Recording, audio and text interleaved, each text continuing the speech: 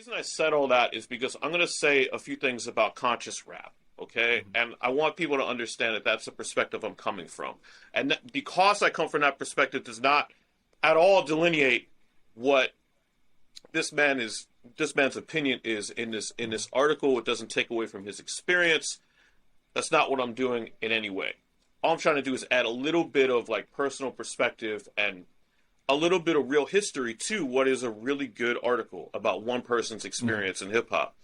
So to contextualize what he's trying to say, by 1997 or so, whenever Black Star's album came out,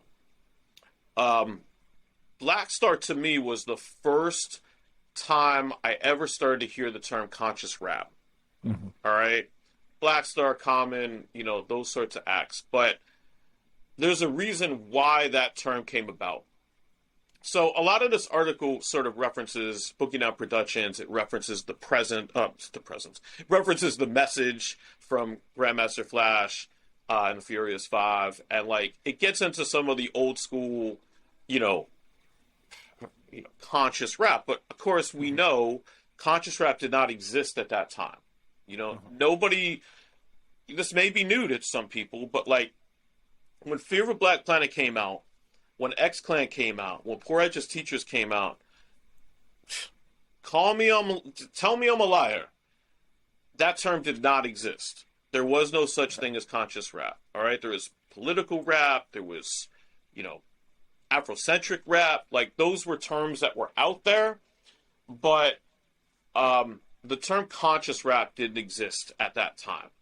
And there's a good reason for that. Because conscious rap, in my experience, came about because of the lull in that style of rap music. So when you're talking about the late 80s, early 90s, you know, a lot of these artists that are mentioned in the article, you know, Brand Nubian, Public Enemy, Poor Righteous Teachers, on and on. Even like Run DMC with Hard Times and It's Tricky, and like, you know, Divine Sounds everybody had a record about, you know, the struggle, you know, the money struggles. Like that was what early hip hop is. There's a reference in here that I would take a little bit of exception with, where he talks about the message, and he talks about it like this was the first conscious rap record because everything before it was like a party record.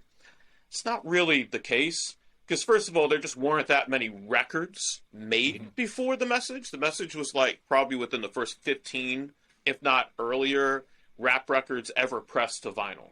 And almost everything pressed to vinyl at that time sort of had a conscious thing to it. You know, even Sugar Hill Gang had lines and stuff in it that was what you'd call like socially relevant. Because that was, you know, and I know like, I don't want to overstep what I'm saying in my opinion, as a white person, but like this was the way that Black America presented itself musically during that time period.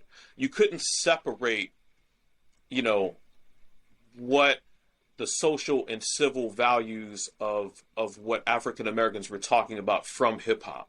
You couldn't separate blackness from these early records. So the idea that like conscious rap has always been its struggle with party rap, that's not my experience as a listener. Obviously I was just a fan at that time. I was a small child by the time like a lot of these records came out.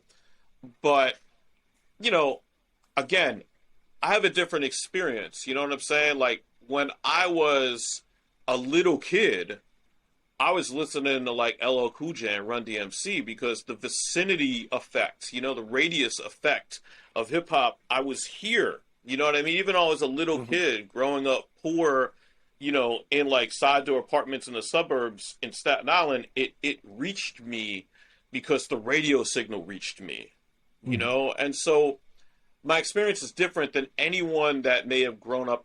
Remember, this is pre-internet, so if you're growing up outside of New York City, you have a different experience and back and forth with hip hop. So after we get through Public Enemy's, you know, well-deserved rise and prominence as like one of the top hip hop groups, and like, you know, you've got a lot of other groups sort of coming out from behind that, you know, and, you know, there's mentions like Queen Latifah and later on Lauryn Hill.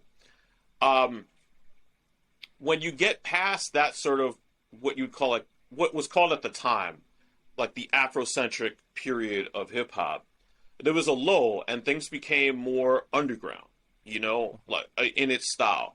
So like what that gave way to eventually was Cypress Hill and Tribe Called Quest and Wu-Tang and Gangstar and on and on. You know what I mean? Like the classic, the golden era, what's called today the golden era of hip hop, that early 90s, my high school years sound.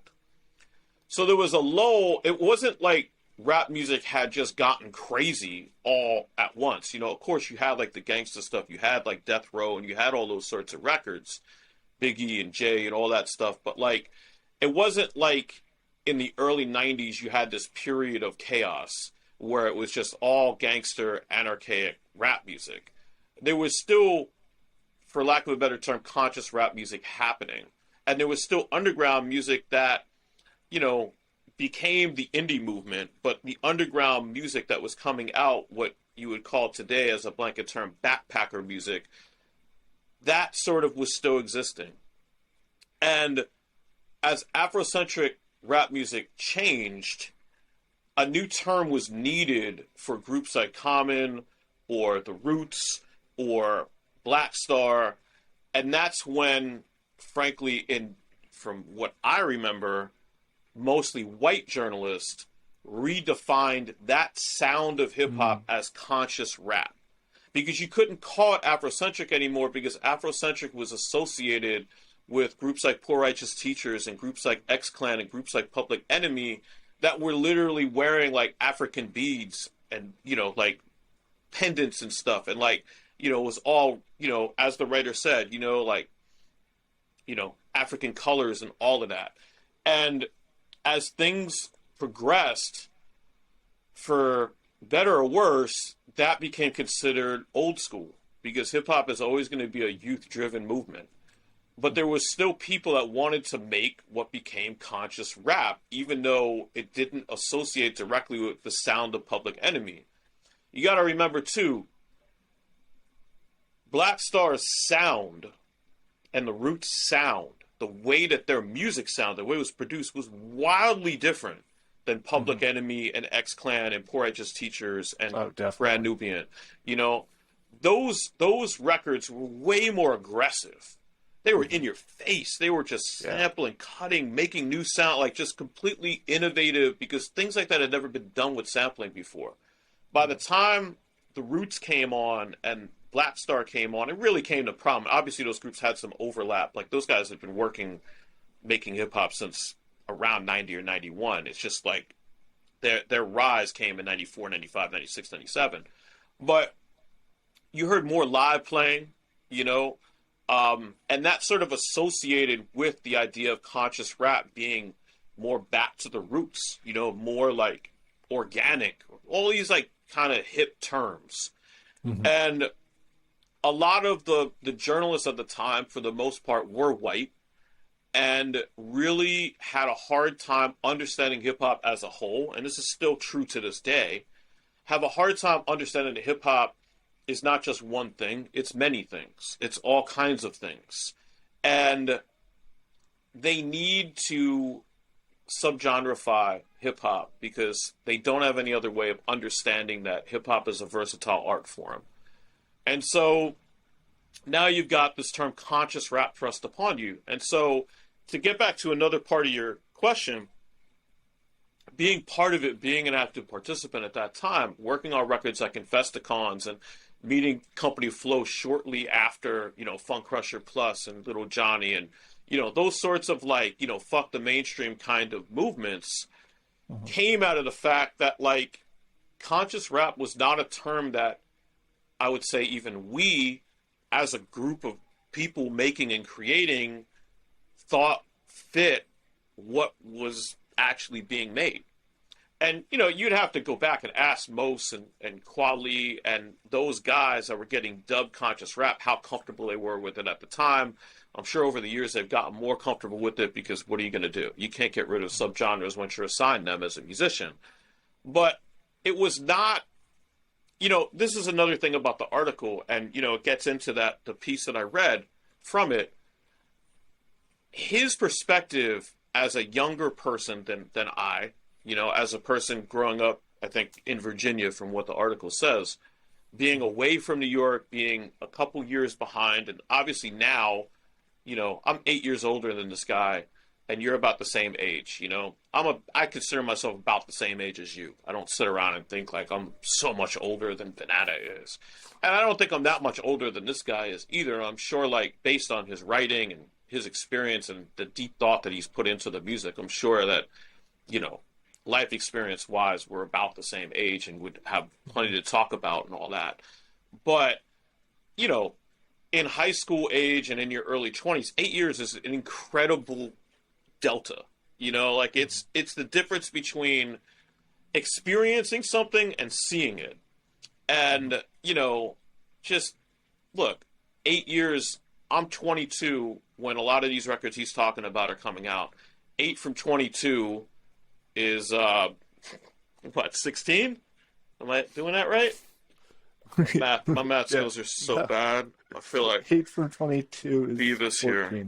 14. So, 14. yeah, even more so. So, there's a big difference between a way a 14-year-old experiences music in the world and the way a 22-year-old experiences music in the world. I'm not being controversial here. This is, this is a fact.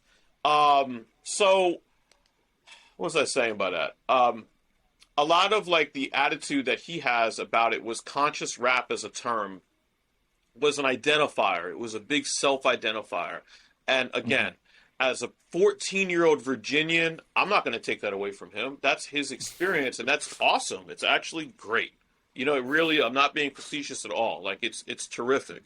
It could have been much worse. Like you said, people could be listening and be feeling passionate about much worse things at the age of 14. But as a 22-year-old that was in New York, that was part of the indie scene, that, was 2 or 3 degrees separation from a lot of the people mentioned in this article, or even 1 degree separation from some of the people you brought up. I never heard anyone sit around thinking like conscious rap is the shit. We talked about indie rap, it was independent as fuck. Like, it was indie rap, it was underground. I remember when the term undies came around. I don't know if you remember this, but there was a pretty well-known piece that tried to term the phrase undies. These are undies because it's indie and underground, and so it's undies. And they tried to be cute with it, you know what I mean? And they tried to kind of make all of us what we were doing into a fad with terms like that. And I think conscious rap sort of goes to that, I don't know, I never understood the term, because conscious would mean that anything that's not deemed conscious is unconscious. It's brainless, it's stupid, it's wrong, it's worthless. Like, it's such a diminutive term to other forms of rap music that only an ignorant, probably white journalist would come up with something like that. And so, I read this article and my takeaway is like, because of this guy's age and vicinity to hip-hop, at least the hip-hop he's talking about, he has a much different experience with the term conscious rap than I would. And again, like, I can't knock him for it. It's just the reality of it. And I feel like maybe, hopefully, what I just rambled on about adds a little bit of context to a story like this, a more of a macro view instead of like a very nice personal view, the way he laid out,